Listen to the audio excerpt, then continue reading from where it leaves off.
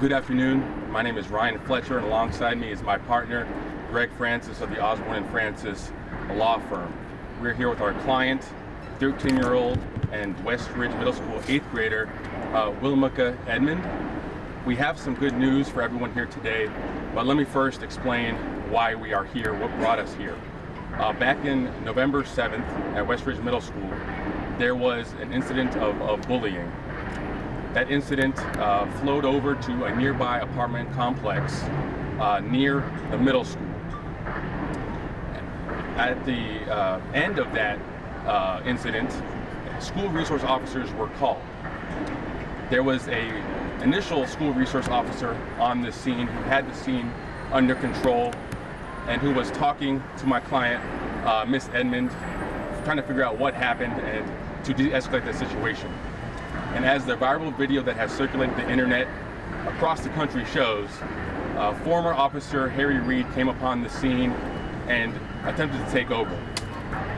Now that disturbing video shows that Officer Reid, while saying inappropriate words, took Miss Edmond's hands behind her back, grabbed her head forcefully, and placed her inside of a squad car for approximately 10 minutes.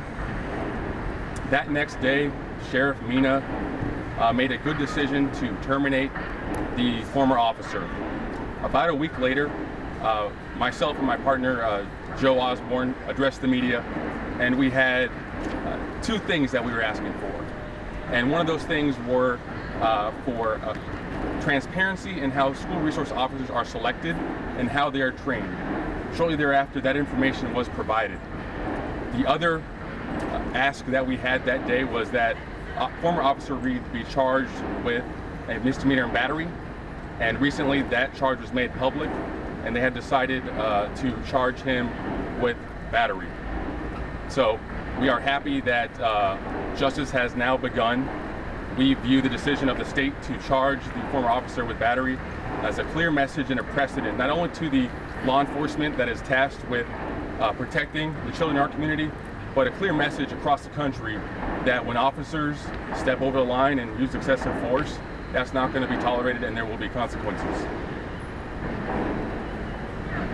Good evening, good afternoon, Greg Francis.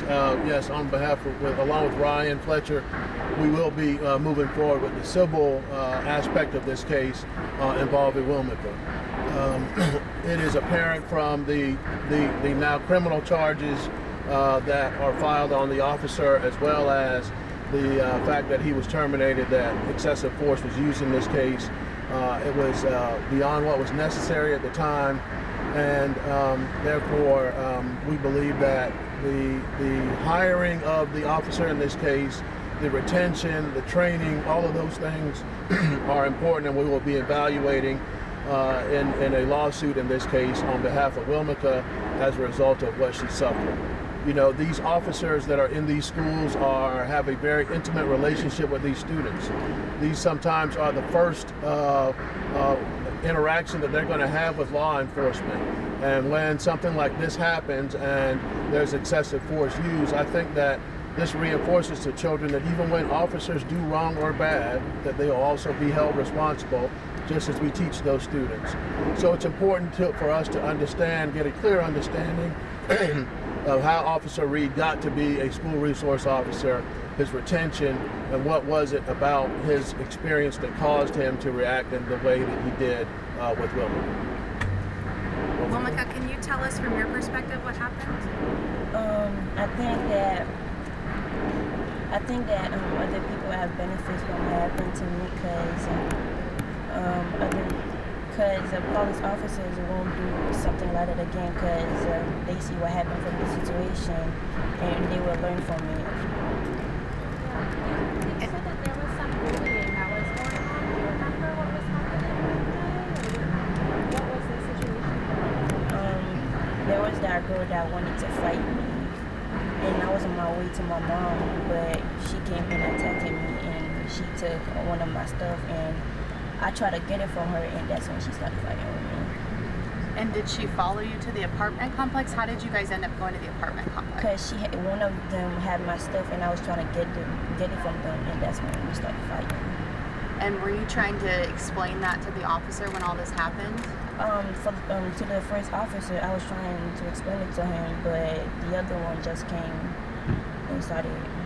What has this just done to you since all this happened? What have you been going through? I try not to think about it. I try not to think about it and stuff. Yeah. Does it make a difference to you that he's being charged? How Yeah. do you feel about that?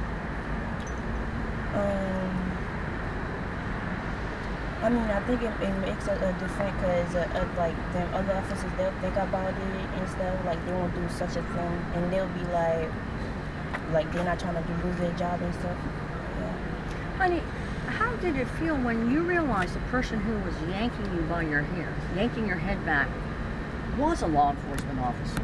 You were like, Yeah, I was like, why is he doing that? Because I ain't doing nothing wrong. Can you talk about, I know there was a spillover from Nancy School, but just the moments before you were detained by that officer, just what happened in those minutes that led to him even, detaining you? I think the video speaks for itself. I'm just trying to get the timeline of how it got to that point that she was detained. So what happened those minutes leading up to that? Well, there was an altercation that was going on before that was Right. diffused by an officer before Officer Reid got on the scene. So that's what happened. Those are the events leading up to it. Then Officer Reid arrived on the scene. Right, but I understand that, but this didn't happen on the school premises. This happened in an apartment. So I'm just trying to figure out how we got to the point where she was detained by the deputy there in that parking lot. So Miss Edmond just described a situation where someone had taken her belongings at school and then followed her over to the apartment complex to then continue an altercation against her. You don't want no one else to have to go through this. No. Talk about that. I mean, nobody would like to go through this because nobody deserves to treat like this. But Did the bullying situation get worse after this happened? no. It kind of was over at that point. Yes. Is there any takeaway or any, I don't want to say lesson learned, but anything that you take away from this situation? What do you mean by that? Anything that you, moving forward, where do you go from here? I think there's an understanding that Wilmica has expressed to me as her counsel that just as she's always taught and kids are always taught not to do wrong, when you do wrong that there are consequences, that in this case with an officer and what he did was wrong and there's consequences for him, and she now understands that. Greg, to follow up on that, Wilmica, too, can you talk, as a kid, we're taught that the police is our friend, they're there to help and support. Just how has this changed your mindset or perspective on law enforcement? Like some of them not doing the right thing that they supposed to be doing, and some of them is, and some is like Not doing the right thing, right? mm-hmm. Do you think there's good officers out there? Yeah, like the first one that was talking to me. Yeah. What did he tell you when he put you in the squad car? Why did he say you were being put in there? He didn't tell me that. He didn't tell you, he just put you in there? Mhm. And you were in there for about 10 minutes? Yeah, 10 What was that 10 minutes like? I was scared. I was thinking about it, and my mom was outside talking to them. I was like, what did I put myself into? I was just thinking about it. So you saw your mom out there. I felt that wasn't his place to do that, maybe. Like, he went too far, you think? Yes. You guys talked about trying to find out the next day how SROs are hired, how they're trained, and you said that you did get some information on that. What were you told about that? There was a press release in terms of the amount of hours that officers go through, the testing, and some of those qualifications that were shared. I don't have the exact information in front of me, but those criteria were shared, and so now we'll go through the next step in seeing if that criteria was followed in this instance.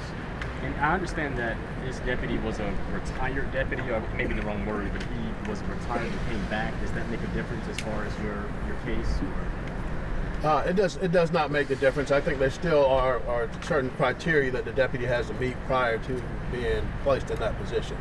Have you filed this lawsuit, or when you can? The lawsuit has not been filed. There is a notice requirement anytime that you are suing a governmental entity, and the sheriff's office has been put on notice of our intent to file that lawsuit.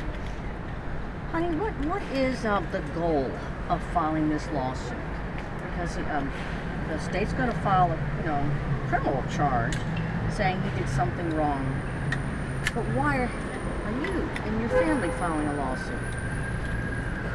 I don't think that Wilmica is prepared to answer how or what she doesn't fully understand the consequences of a lawsuit like this, but her parents, her family would like for her to be compensated for the wrong that she experienced. The physical pulling of her hair, the placing in the squad car, and then ultimately, the emotional scarring and turmoil that she has now inside of her, trying to decide for anytime she's dealing with a position with a person of authority and or the police officer, whether they're doing something right or not, and the skepticism that comes with that. And is the lawsuit against the deputies specifically, or the sheriff's office? Also the sheriff's office. For the question is going to be that we are exploring is how did he get there, and should he have been there?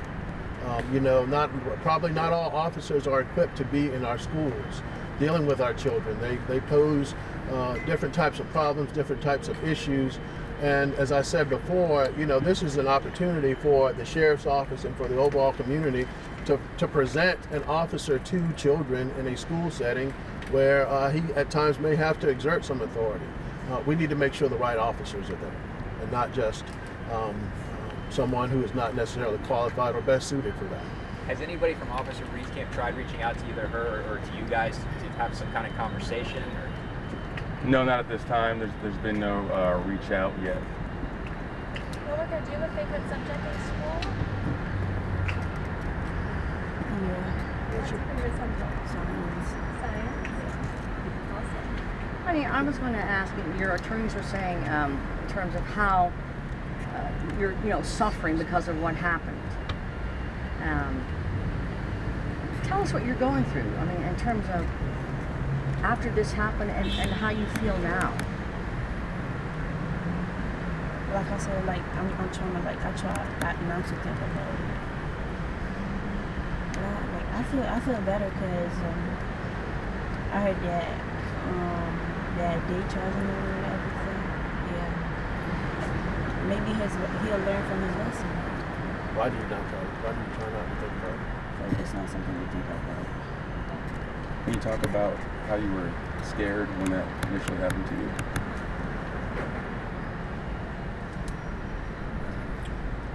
All right. Thank you. Thank you very much. Thank you so much. Good job, Wilmica. Thank you.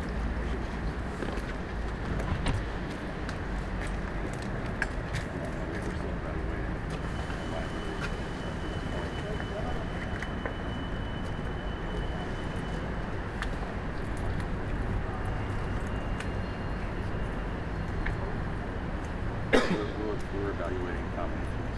So how does that